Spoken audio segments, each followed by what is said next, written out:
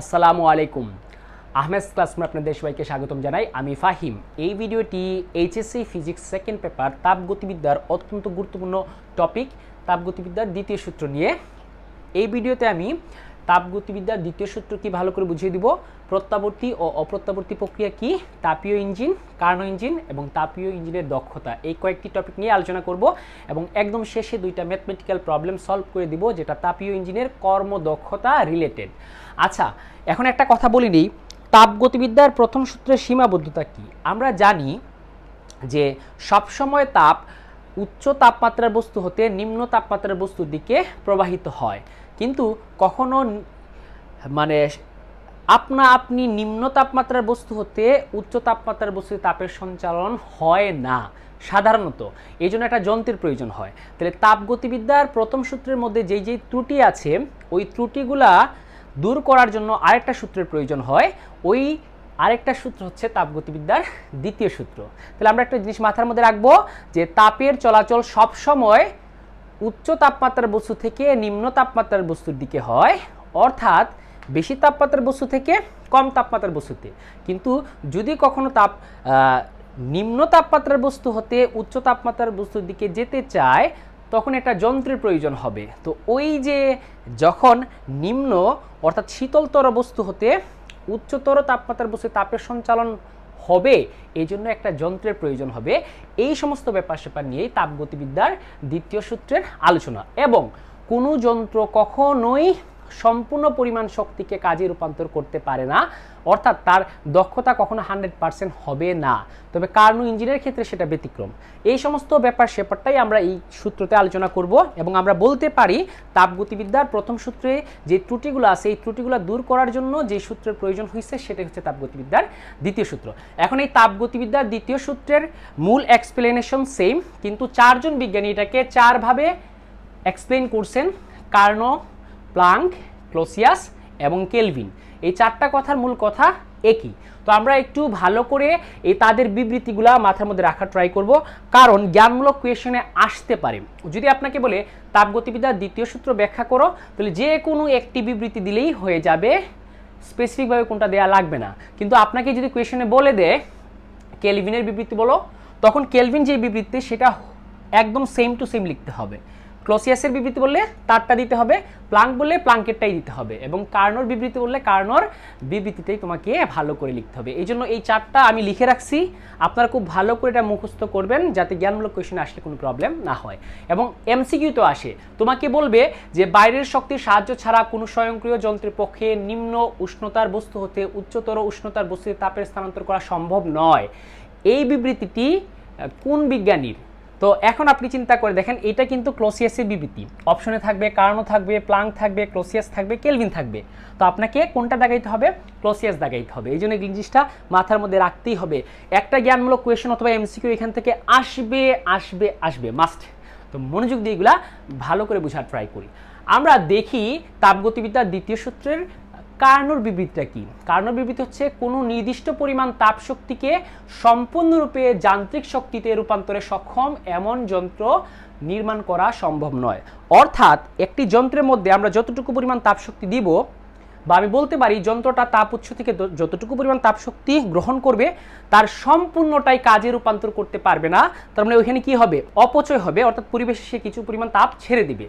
তাহলে এই জিনিসটা মাথার মধ্যে রাখলাম, যতটুকু পরিমাণ যন্ত্র তাপ গ্রহণ করবে তার সম্পূর্ণ সে কাজে রূপান্তর করতে পারবে না, এর থেকে কিছু অংশ কি হয়ে যাবে? অপচয় হয়ে যাবে। এই তাপ শক্তির কিছু অংশ কাজ করবে এবং বাকি অংশটুকু সে পরিবেশে বা সিস্টেমে কি করবে? সিস্টেম থেকে পরিবেশে ছেড়ে দিবে।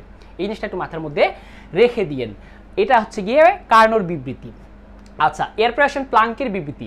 এমন কোনো ইঞ্জিন তৈরি করা সম্ভব নয় যেটা কোনো বস্তু থেকে তাপ গ্রহণ করে অবিরামভাবে কাজে পরিণত করতে পারে অথচ পরিবেশের কোনো পরিবর্তন হবে না। ওই আগেরটার মতোই একটু ঘুরিয়ে বলছে আর কি। আচ্ছা, তিনি বলছেন, প্লাঙ্ক বলছেন এমন কোনো যন্ত্র তৈরি করা সম্ভব নয় যেটা কোনো বস্তু থেকে তাপ গ্রহণ করবে, মানে একটা তাপ উৎস থেকে তাপ গ্রহণ করে অবিরামভাবে কাজে রূপান্তর করবে এবং পরিবেশের কোনো পরিবর্তন হবে না, সেটা কখনো সম্ভব নয়। মানে যন্ত্রটা যখন তাপ উৎস থেকে তাপ গ্রহণ করবে, তার কিছু অংশ কাজ করবে এবং কিছু অংশ পরিবেশে ছেড়ে দিবে। তো পরিবেশে ছেড়ে দিলে পরিবেশের তাপমাত্রা বাড়বে। তাহলে তিনি বলতেছেন এটা কখনোই হবে না যে সে তাপ গ্রহণ করে এর পুরোটাই কাজে রূপান্তরিত করতেছে এবং পরিবেশের কোনো পরিবর্তন হচ্ছে না, এটা হবে না।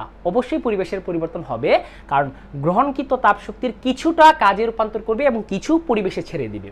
কথা কি ক্লিয়ার? তাহলে আশা রাখি আপনারা বুঝতে পারছেন। আচ্ছা, এখন এই যে দুইটা বিবৃতির মূল বক্তব্য হচ্ছে একটাই, কোনো যন্ত্রের কর্মদক্ষতা 100% হবে না, অর্থাৎ সে যতটুকু পরিমাণ তাপশক্তি গ্রহণ করবে এর সম্পূর্ণ পরিমাণ সে কাজে রূপান্তর করতে পারবে না, কিছু পরিমাণ তাপ সে পরিবেশে ছেড়ে দিবে। মানে এটাকে আমরা অপচয় হিসেবে ধরে নিতে পারি। আচ্ছা, এরপর আসেন ক্লোসিয়াসের বিবৃতি। বাইরের শক্তির সাহায্য ছাড়া কোনো স্বয়ংক্রিয় যন্ত্রের পক্ষে নিম্ন উষ্ণতার বস্তু হতে উচ্চতর উষ্ণতার বস্তুতে তাপের স্থানান্তর করা সম্ভব নয়। This is the main part. একটু ভালো করে বোঝার ট্রাই করেন। আমরা জানি তাপ সব সময় উচ্চ তাপমাত্রার বা উচ্চ উষ্ণতার বস্তু হতে নিম্ন উষ্ণতার বস্তুর দিকে সঞ্চালিত হয়।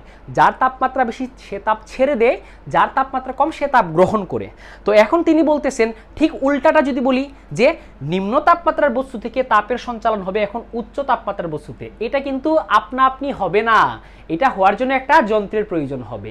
কথা কি ক্লিয়ার? যেমন দেখেন বলছেন বাইরের শক্তির সাহায্য ছাড়া কোনো স্বয়ংক্রিয় যন্ত্রের পক্ষে নিম্নতর উষ্ণতার বস্তু হতে উচ্চতর উষ্ণতার বস্তুতে তাপের স্থানান্তর সম্ভব হবে না।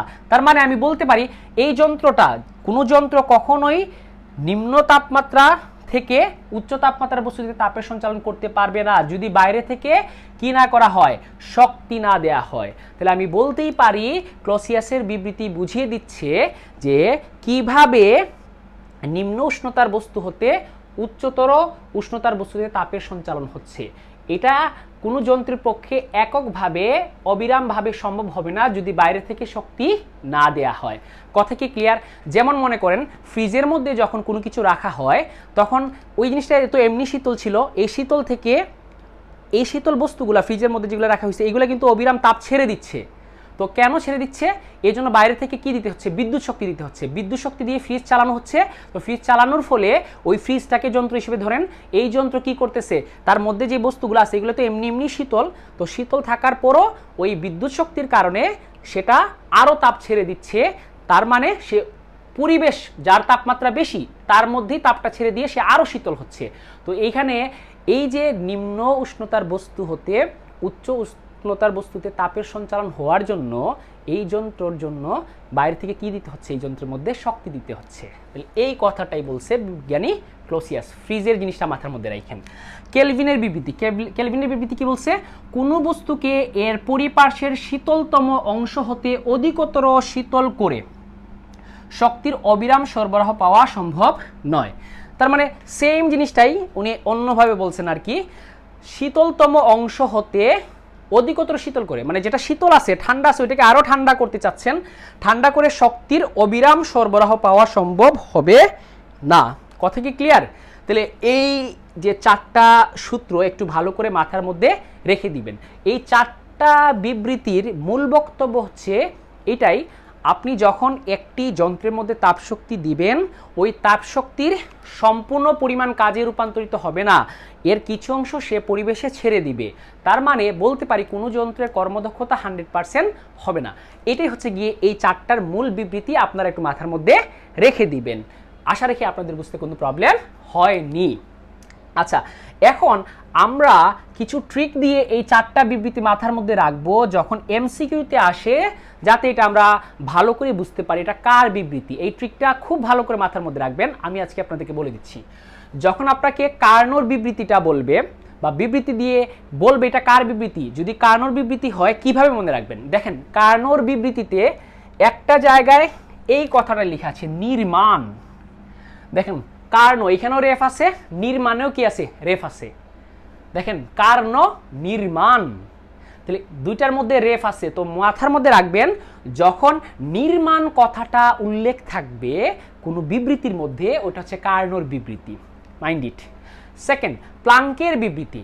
আচ্ছা, প্লাঙ্কের বিবৃতিতে আরেকটা জিনিস মাথার মধ্যে রাখবেন, যেটা দিয়ে আপনি এটা মাথার মধ্যে রাখতে পারেন সেটা হচ্ছে গিয়ে প্লাঙ্কের বিবৃতিতে লিখবেন হচ্ছে এই জিনিসটা মাথার মধ্যে রাখতে পারেন যে পরিবর্তন হয় না, পরিবেশের কোনো পরিবর্তন হয় না, পরিবেশের কোনো পরিবর্তন হয় না, এই কথাটা থাকলে এটা প্লাঙ্কের বিবৃতি। আবার বলতেছি, পরিবেশের কোনো পরিবর্তন হবে না, এটা হচ্ছে প্লাঙ্কের বিবৃতি। ঠিক আছে, এখন আসেন ক্লোসিয়াসের বিবৃতি। এই ক্লোসিয়াসের বিবৃতিটা আমরা কিভাবে মাথার মধ্যে রাখবো সেটা একটু মনোযোগ দিয়ে শুনেন। আচ্ছা, সেটা মনে রাখার জন্য এই জিনিসটা মাথার মধ্যে রাখবেন, স্বয়ংক্রিয় যন্ত্রের পক্ষে। ক্লোসিয়াসের বিবৃতি মাথার মধ্যে রাখার জন্য শুধু পুরোটা মাথার মধ্যে রাখার দরকার নাই, যাতে এমসিকিউ পারেন আর কি, জ্ঞানমূলকের জন্য পুরোটা মুখস্থ করতে হবে। ক্লোসিয়াসের বিবৃতির জন্য মাথার মধ্যে রাখবেন স্বয়ংক্রিয় যন্ত্রের পক্ষে, এই কথাটা উল্লেখ থাকলেই সেটা হচ্ছে ক্লোসিয়াসের বিবৃতি। এবং শেষ হচ্ছে কেলভিনের বিবৃতি। এই কেলভিনের বিবৃতি মনে রাখার জন্য একটা লাইন মাথার মধ্যে রাখতে হবে, এটা হচ্ছে পরিপার্শ্বের শীতলতম অংশ। তো পরিপার্শ্বের শীতলতম অংশ বললেই কেলভিনের বিবৃতি। তাহলে আমি এই টোটালটা আবার একটু রিপিট করে ফেলি। কার্নোর বিবৃতি বোঝা যাবে যখন বিবৃতির নির্মাণ কথাটা উল্লেখ থাকবে। প্লাঙ্কের বিবৃতি বোঝা যাবে পরিবেশের কোনো পরিবর্তন হবে না বললে। ক্লোসিয়াসের বিবৃতি বোঝা যাবে স্বয়ংক্রিয় যন্ত্রের পক্ষে উল্লেখ থাকলে। আর কেলভিনের বিবৃতি বোঝা যাবে পরিপার্শ্বের শীতলতম অংশ উল্লেখ থাকলে।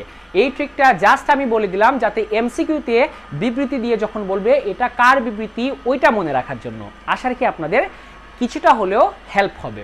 এরপরে আসি, আমি এই টপিকগুলো মুছে ফেলতেছি। আমরা প্রত্যাবর্তী ও অপ্রত্যাবর্তী প্রক্রিয়া সম্পর্কে খুব ভালো করে জানার ট্রাই করব, ব্যাপার স্যাপারগুলো একটু বোঝার ট্রাই করব ভালো করে।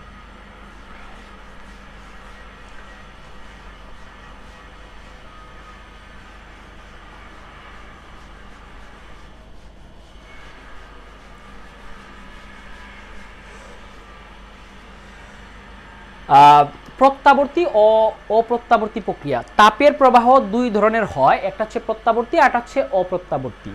আচ্ছা, প্রত্যাবর্তী কি?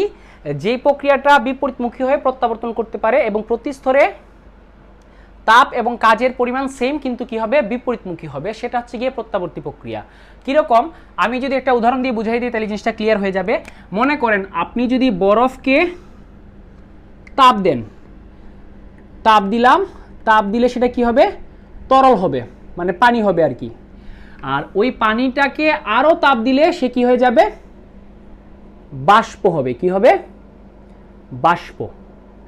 এখন এই যে বরফকে তাপ দিয়ে তরল করলাম, তরলকে তাপ দিয়ে বাষ্প করলাম, তার মানে তাপ দেওয়ার ফলে কি হলো, তাপশক্তি শোষিত হলো। ঠিক আছে, তাপশক্তি শোষিত হয়ে সে বরফ থেকে তরল হলো, তরল থেকে বাষ্প হলো। এখন এই বাষ্পকে যদি আমি ঠান্ডা করি তখন সেটা তরলে পরিণত হবে। তরলকে যদি আরো ঠান্ডা করি তখন সেটা কি হয়ে যাবে, বরফ হয়ে যাবে। এখন বরফ হতে বাষ্পে রূপান্তরিত করতে যতটুকু পরিমাণ তাপশক্তি শোষিত হয়েছে বা যতটুকু পরিমাণ তাপশক্তি দিতে হয়েছে, বাষ্প থেকে যখন বরফে রূপান্তরিত হবে তখন ঠিক একই পরিমাণ তাপ নির্গত হবে, অর্থাৎ উৎপন্ন হবে। তাইলে আমি বলতে পারি এই যে বরফ থেকে তরল হয়ে বাষ্প, আবার ঠান্ডা করার ফলে বাষ্প থেকে তরল হয়ে বরফ হওয়া, এই টোটাল প্রক্রিয়াটা হচ্ছে প্রত্যাবর্তী প্রক্রিয়া, কারণ এটা বিপরীতমুখী হয়ে প্রত্যাবর্তন করতে পারতেছে এবং প্রতি স্তরে তাপ এবং কাজের পরিমাণ সেম কিন্তু বিপরীতমুখী। সামনের দিকে গেলে তাপ কি হচ্ছে, শোষিত হচ্ছে, যতটুকু পরিমাণ তাপ শোষিত হচ্ছে, বিপরীত দিকে আসলে তাপ নির্গত হচ্ছে, ঠিক ততটুকু পরিমাণ তাপ শক্তি নির্গত হবে। তাহলে এই যে প্রক্রিয়া, এটা হচ্ছে গিয়ে প্রত্যাবর্তী প্রক্রিয়া।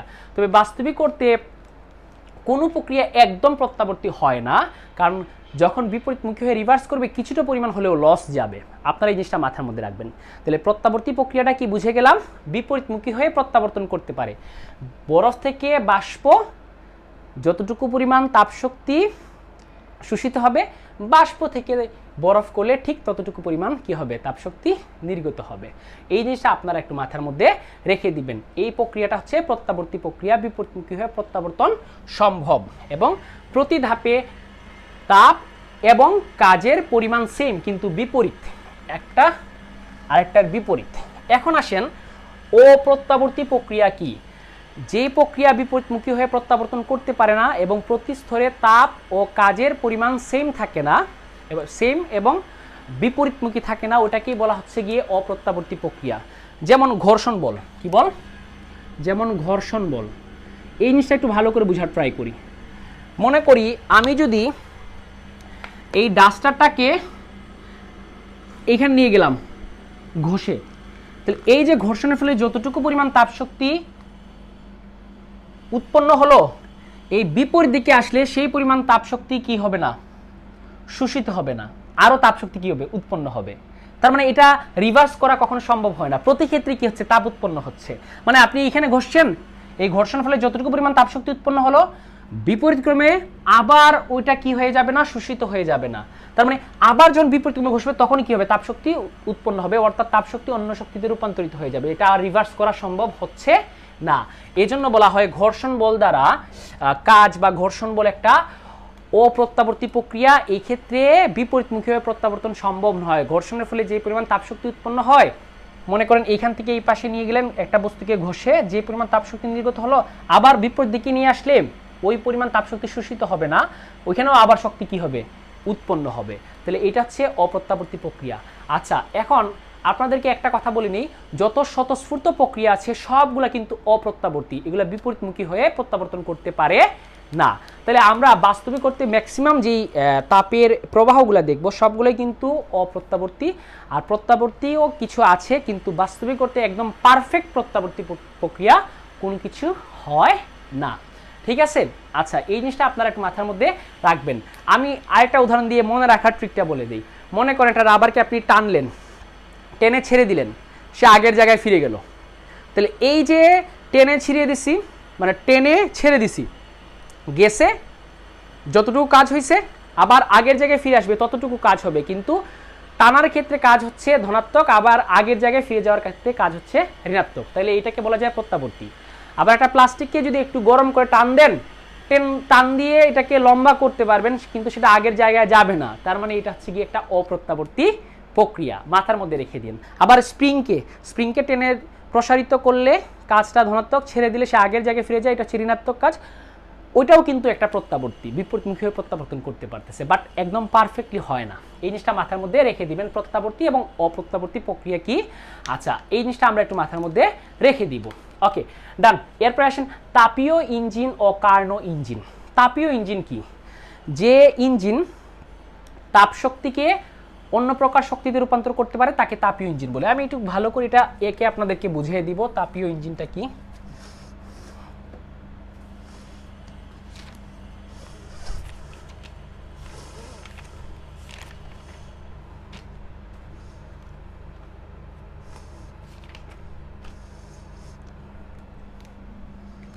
আচ্ছা, তাহলে তাপীয় ইঞ্জিনটা আমি একটু একে দেখাই, ভালো করে একটু বোঝার ট্রাই করি। আচ্ছা, তাপীয় ইঞ্জিনটা কি? যে যন্ত্র তাপশক্তিকে যান্ত্রিক শক্তিতে অর্থাৎ কাজে রূপান্তর করতে পারে তাকে তাপীয় ইঞ্জিন বলে। তাপশক্তিকে যান্ত্রিক শক্তিতে রূপান্তর করবে। এই তাপীয় ইঞ্জিনের তিনটা অংশ থাকে। কয়টা অংশ থাকে? তিনটা অংশ। আচ্ছা, একটু ভালো করে দেখি আমরা এই তিনটা অংশ কি কি হবে, একটু খেয়াল করে দেখি। আমি সবুজ কালি মার্কারটা নিয়ে আসি একটু।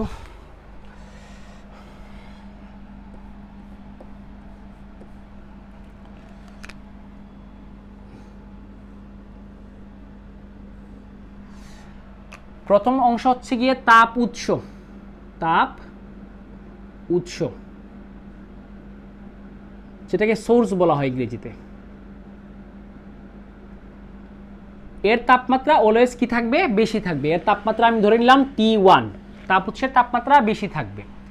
আর তারপর হচ্ছে কার্যনির্বাহী বস্তু। কার্যনির্বাহী বস্তু, বস্তু যেটা আসলে তাপীয় ইঞ্জিন, যেটা হচ্ছে মূল ইঞ্জিন আর কি, তাপীয় ইঞ্জিন। তাপীয় ইঞ্জিন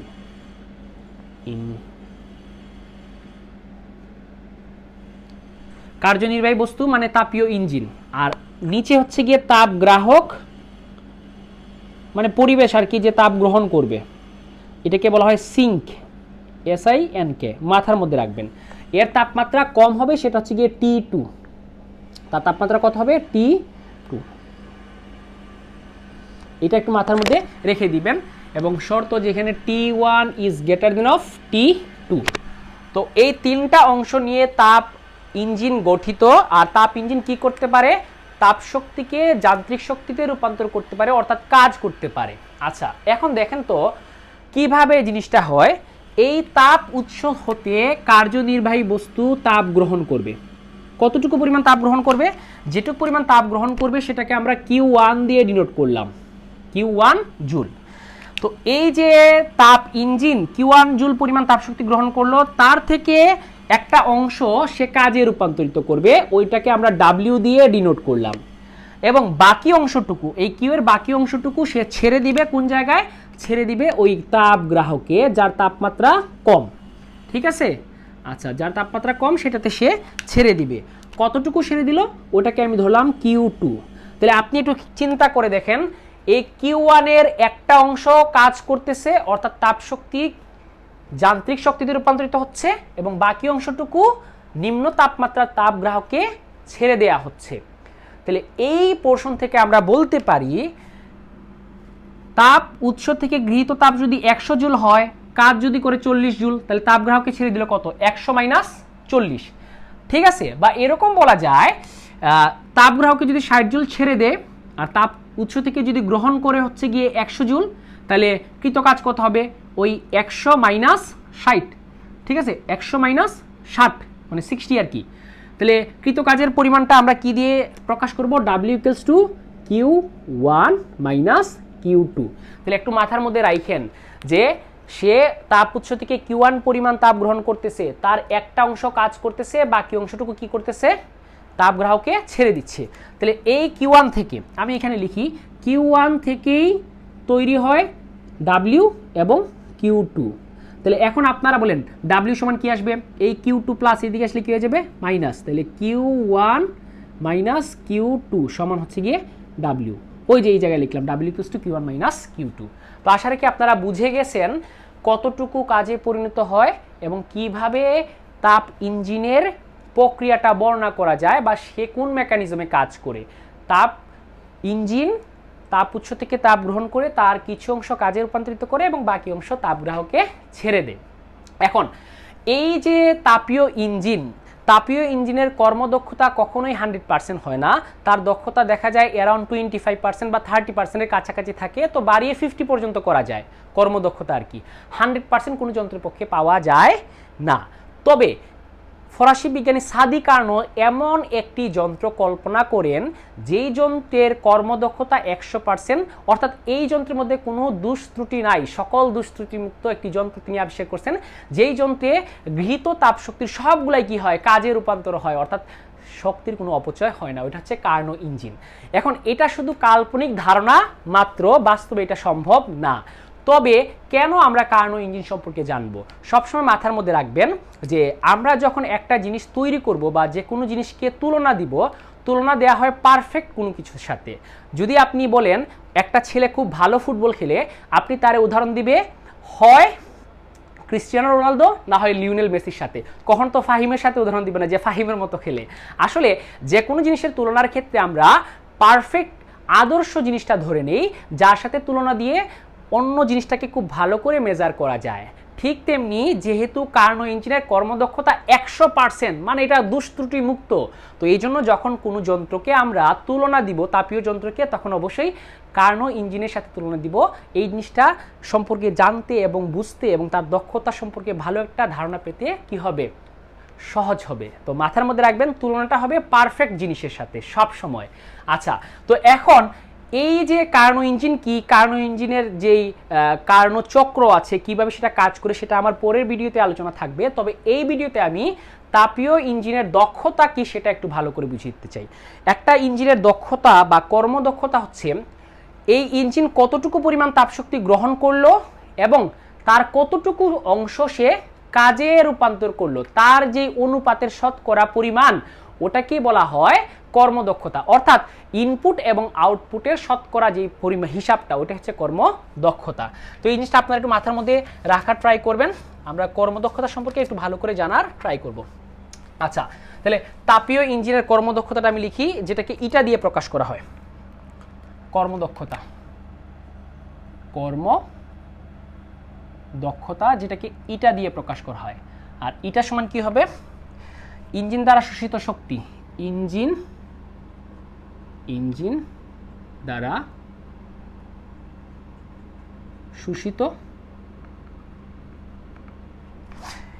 দ্বারা শোষিত তাপ শক্তি। আর উপরে কি বসবে? ইঞ্জিন দ্বারা কাজে রূপান্তরিত তাপ শক্তি, ইঞ্জিন দ্বারা কাজে রূপান্তরিত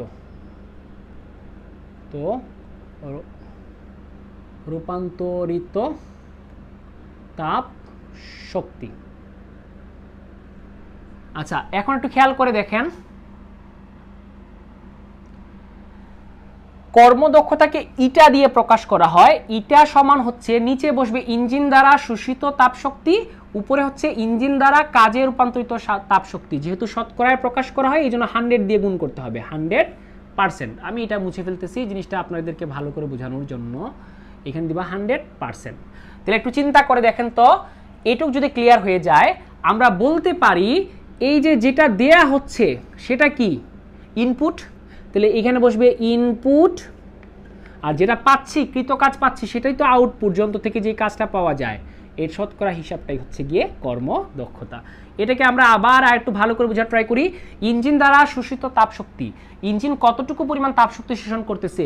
Q1। তাহলে Q1টা বসবে নিচে। আর ইঞ্জিন দ্বারা কাজে রূপান্তরিত তাপ শক্তি কতটুকু পরিমাণ সে কাজে রূপান্তর করতেছে? Wটা বসবে উপরে।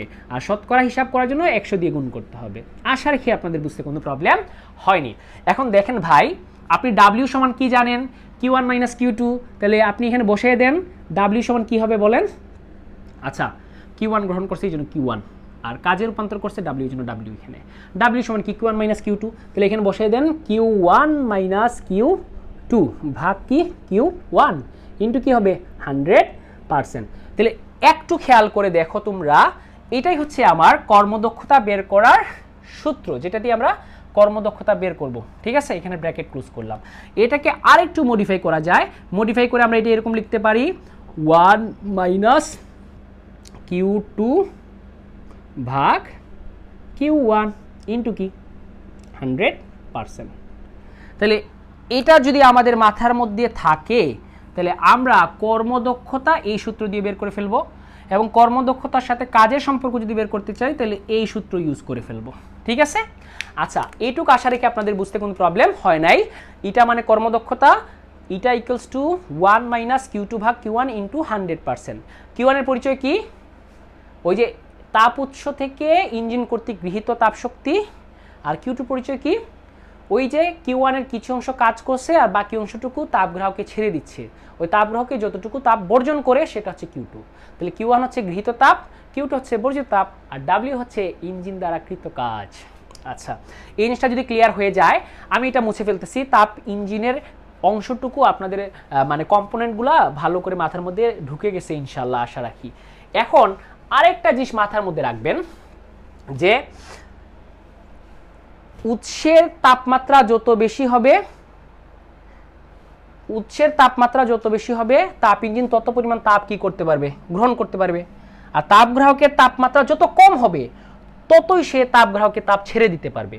তাহলে একটু চিন্তা করে দেখেন, ওই যে গৃহীত বা বর্জিত তাপের সাথে উৎস এবং গ্রাহকের তাপমাত্রার সম্পর্কটা হচ্ছে সমানুপাতিক। ঠিক আছে?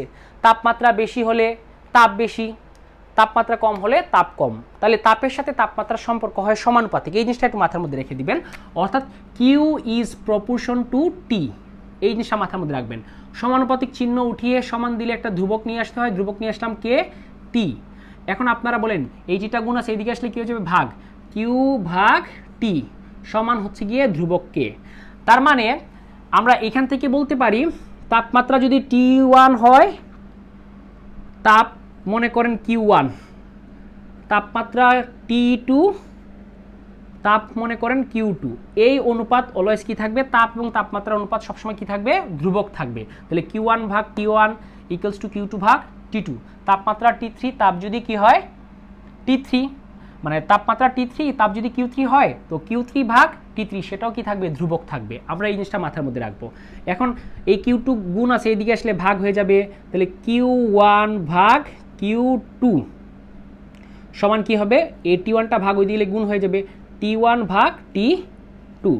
এটা আপনারা লিখতে পারেন, অথবা এটাকে উল্টায় দিয়ে এরকম লিখতে পারেন Q2 ভাগ Q1 সমান T2 ভাগ T1। এই দুইভাবে এটাকে এক্সপ্লেন করা যায়। তাহলে তাপ দিয়েও কর্মদক্ষতা হিসাব করা যাবে, আবার তাপমাত্রা দিয়ে হিসাব করা যাবে। দেখেন কিভাবে করবেন। এই যে Q2 ভাগ Q1 সমান কি লিখতে পারেন, T2 ভাগ T1। তাহলে এই জায়গায় শুধু রিপ্লেস করব, আমি বুঝিয়ে দিই। ইটা আমি এটা এই পাশে লিখি, ইটা সমান কি লিখতে পারি, আবার 1 দিলাম মাইনাস দিলাম Q2 ভাগ Q1 এর জায়গায় T2 ভাগ T1, এই যে দিলাম T2 ভাগ T1 ইন্টু কি হবে 100%। আপনারা এই সূত্রটাও ইউজ করতে পারেন কর্মদক্ষতা বের করার জন্য। আশা রাখি আপনাদের বুঝতে কোনো প্রবলেম হয় নাই। এখন আরেকটা জিনিস আমি আপনাদেরকে বলে দেই, এটাকে আমরা সাজিয়ে এরকম তো লিখতে পারি। কীরকম লিখতে পারি, এটা সমান 1 না, এই যে এটার মতো, এটাকে লসাগু নিয়ে ক্যালকুলেট করলে এরকম একটা ফরমেশন পাওয়া যাবে। সেখানে কি হবে, T1 মাইনাস T2 ভাগ কি T1 ইন্টু কি 100%। এই সবগুলোই কিন্তু একই প্যাটার্ন মেনটেন করে। তাহলে আপনারা বুঝছেন, এটা সমান এটা লেখা যায়, এটাকে ভেঙে এরকম লেখা যায়। এটাকে লসাগু নিয়ে ক্যালকুলেট করলে এই ফরমেশন পাবেন। আবার আপনারা জানেন Q2 ভাগ Q1 সমান কি T2 ভাগ T1। তো এই যে Q2 এবং Q1 এর জায়গায় T2 ভাগ T1 দিলাম, তো এটাকে লসাগু নিয়ে ক্যালকুলেট করলে এরকম একটা ফরমেশন পাওয়া যাবে। তাহলে এই চারভাবেই কিন্তু কর্মদক্ষতা হিসাব করা যায়, এবং কর্মদক্ষতা আমরা তাপ দিয়ে হিসাব করতে পারি, আবার তাপমাত্রা দিয়ে হিসাব করতে পারি। এই জিনিসটা আপনার মাথার মধ্যে রাখবেন। আমরা কার্নো ইঞ্জিনের জন্য বা যে কোনো তাপীয় ইঞ্জিনের দক্ষতা রিলেটেড যত ম্যাথমেটিক্যাল প্রবলেম আসবে সবগুলো কিন্তু কর্মদক্ষতার জন্য এই সূত্রগুলো আমরা ইউজ করব। এগুলো একটু মাথার মধ্যে রেখে দিবেন, এটা একটু মাথার মধ্যে রাখবেন। আশা রাখি আপনাদের বুঝতে কোনো প্রবলেম হয়নি। এখন আমরা কিছু ম্যাথমেটিক্যাল প্রবলেম সলভ করে ফেলবো, যেটা আমাদেরকে হেল্প করবে কিভাবে কি করতে হয়।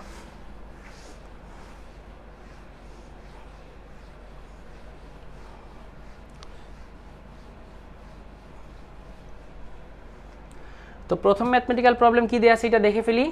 একটি তাপীয় ইঞ্জিনের কার্যকর বস্তু প্রতিবার তাপস্য, তো কার্যনির্বাহী বস্তু হচ্ছে কার্যকর বস্তু কি, একটি তাপীয় ইঞ্জিনের কার্যকর বস্তু প্রতিবার উৎসতে যে পরিমাণ তাপ গ্রহণ করে, মানে যতটুকু পরিমাণ তাপ গ্রহণ করে ওটা হচ্ছে Q1, গ্রহণ করে কাজ সম্পন্ন করার পর তার 70% তাপ বর্জন করে, মানে কার্যনির্বাহী বস্তু তাপ উৎস থেকে যতটুকু পরিমাণ তাপ শক্তি গ্রহণ করে তার 70% সে কি করে ফেলে, বর্জন করে ফেলে। তাহলে আমি ধরি উৎসের তাপ ইকুয়ালস টু Q1।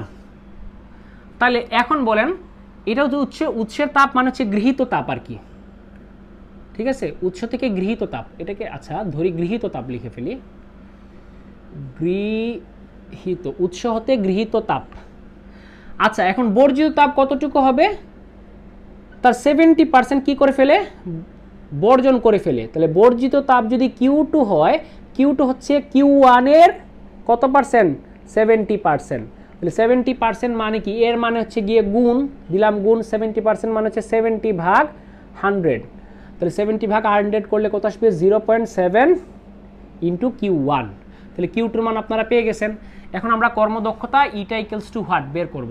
তো আপনারা জানেন ইটা ইকুয়ালস টু 1 মাইনাস Q2 ভাগ Q1 ইন্টু কি 100%, যেটা আমরা একটু আগেই দেখছি। তাহলে বুঝছি, দেখেন একটি তাপীয় ইঞ্জিনের কার্যকর বস্তু প্রতিবার উৎস থেকে যে পরিমাণ তাপ গ্রহণ করে, উৎস থেকে গৃহীত তাপ হচ্ছে Q1, এবং বলে দিচ্ছে কাজ সম্পন্ন করার পর তার 70% বর্জন করে ফেলে। তাহলে বর্জিত তাপ Q2 হবে Q1 এর 70%, অর্থাৎ 0.7 Q2 যেটুকু বর্জন করছে আর কি। এখন আপনি এখানে বসাই দেন 1 মাইনাস কিউ টু কত রে ভাই, কিউ টু হচ্ছে 0.7 Q1 আর নিচে কি দিলাম Q1 ইন্টু কি হবে 100%। এখন একটু ক্যালকুলেট কর, দেখ রেজাল্ট চলে আসবে। এই Q1 কাটা যাবে, তাহলে কি থাকবে 1 মাইনাস 0.7 ইন্টু হচ্ছে গিয়ে 100%। দেখি ক্যালকুলেট করে কত আসে। 1 মাইনাস 0.7 ইন্টু 30, তার মানে এই যে তাপীয় ইঞ্জিন তার কর্মদক্ষতা হচ্ছে 30%।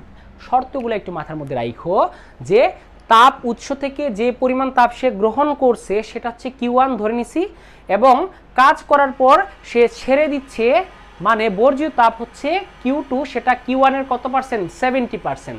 তাহলে 70% হইলে Q2 কত হবে 0.7 Q1। মাইন্ড ইট, এখান থেকে আমি কর্মদক্ষতা ইটার মানটা বের করে ফেললাম। এর পরের যে প্রবলেমটা সেটা দেখি কিভাবে কি। এরপরে প্রবলেমটা বলছে একটি তাপ ইঞ্জিনের কার্যকর বস্তু 400 কেলভিন তাপমাত্রার উৎস হতে 800 জুল তাপ গ্রহণ করে, তাহলে গৃহীত তাপ Q1 সমান হচ্ছে 840 জুল, এবং উৎসের তাপমাত্রা T1 সমান হচ্ছে গিয়ে 400 মানে কেলভিন। এখন বলতেছে এই পরিমাণ তাপ গ্রহণ করে শীতল আধারে অর্থাৎ তাপগ্রাহকে 630 জুল তাপ বর্জন করে, তাহলে এইটা হচ্ছে গিয়ে Q2 এর মান।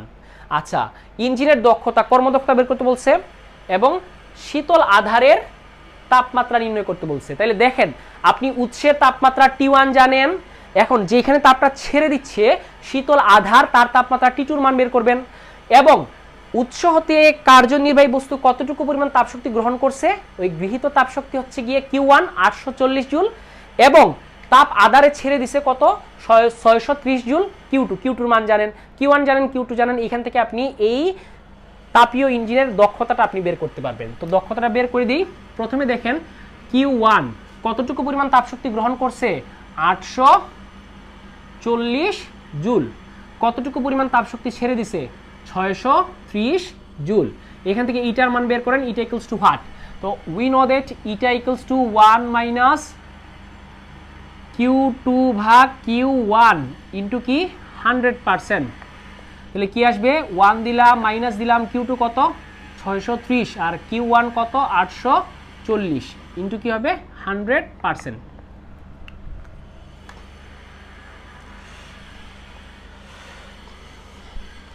630 ভাগ কত 840, এটা করে দেখে কত আসে।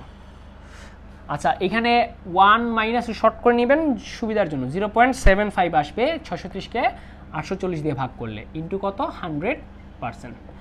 এটা মাইনাস হচ্ছে গিয়ে 1, এটা ইন্টু হচ্ছে গিয়ে কত 100, তো 25% হচ্ছে গিয়ে তার কর্মদক্ষতা। তাহলে বুঝতে পারছেন গৃহীত এবং বর্জিত তাপ দেওয়া ছিল, এখান থেকে আমি কর্মদক্ষতা বের করে ফেললাম। এখন আপনারা দেখেন উৎসের তাপমাত্রা ছিল 400 কেলভিন, এখন যেখানে তাপ ছেড়ে দিচ্ছে তাপ আধারের তাপমাত্রা T2 ইকুয়ালস টু হোয়াট। এখন তাপমাত্রা দিয়ে তো তোরা জানোস কর্মদক্ষতার হিসাবটা, ইটা সমান একটু খেয়াল করে দেখ, আমি এখন এই জায়গায় একটা কাজ করব। ইটা সমান যেহেতু কত পাইছি 25%, পার্সেন্টেজ মানে কি 100 দিয়ে ভাগ করতে হবে, 25 ভাগ কত 100 ভাগ করলে কত আসবে 0.25। তাহলে এখানে ইটা দিলাম আর এখানে 1 মাইনাস এই যে Q2 ভাগ Q1 এর জায়গায় আমরা কি বসাইতে পারি T2 ভাগ T1, আর যেহেতু আমি এখানে 100 দিয়ে ভাগ করে ফেলছি তাহলে এখানে আর 100 গুণ করার দরকার নাই, 100% লেখার দরকার নাই, কারণ এখানে তো একটা কাজ করে ফেলছি 100 দিয়ে ভাগ করে। তাহলে ইটা সমান আমরা কত জানি রে ভাই 0.25 কর্মদক্ষতা, আর এখানে কি হবে 1 মাইনাস T2 ভাগ T1।